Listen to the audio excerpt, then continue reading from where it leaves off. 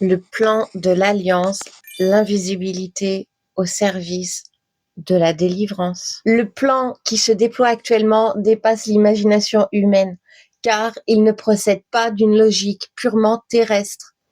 L'humain n'en est pas l'initiateur, mais l'acteur et l'instrument d'une libération progressive de l'humanité, dont la majorité ignore encore l'existence d'un sauveur visible. Cette invisibilité est la condition sine qua non de la réussite. Tout se déploie sans héros déclaré, sans révélation brutale, sans rupture frontale avec la réalité apparente. Cela rend le plan difficile à admettre pour beaucoup, car dans l'imaginaire collectif, une délivrance suppose un sauveur identifiable et reconnu. Et pourtant, c'est ainsi qu'il s'opère une double dimension spirituelle et factuelle. Un point fondamental doit être compris. Le plan de l'Alliance repose sur la fusion indissociable du spirituel et du factuel. Ces deux dimensions agissent simultanément sur les structures matérielles du monde et sur la conscience humaine. On ne peut en comprendre une sans intégrer l'autre. C'est précisément à ce niveau que beaucoup butent. Ils cherchent soit une explication exclusivement politique, soit une lecture uniquement spirituelle. Or, cette orchestration crée une dynamique que les schémas mentaux classiques ne peuvent appréhender pleinement. Les premières étapes, 2012 à 2017.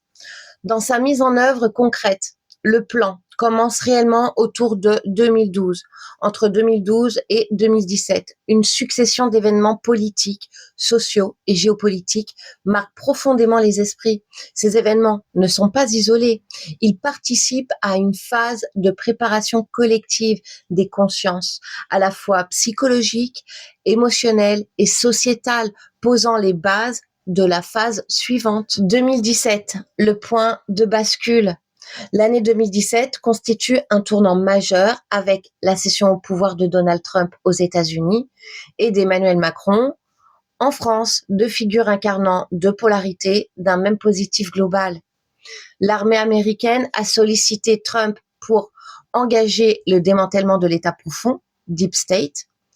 Une option brutale et immédiatement visible a d'abord été envisagée, puis écartée au profit d'une approche progressive.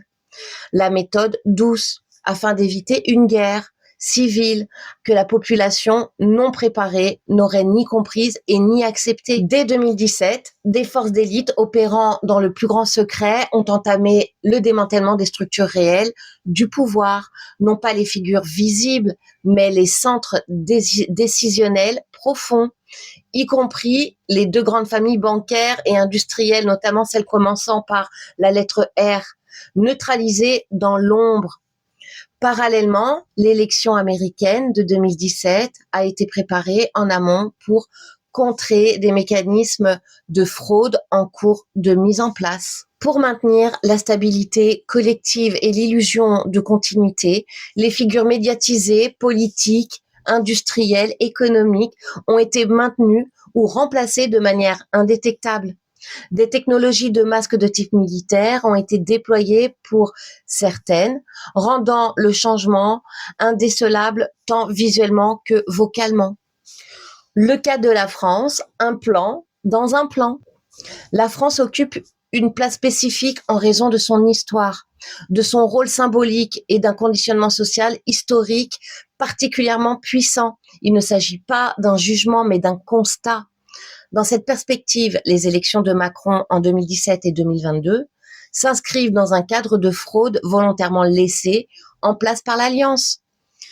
Cela fait partie du scénario global pour pousser le système à ses limites extrêmes et forcer le réveil collectif par l'absurde.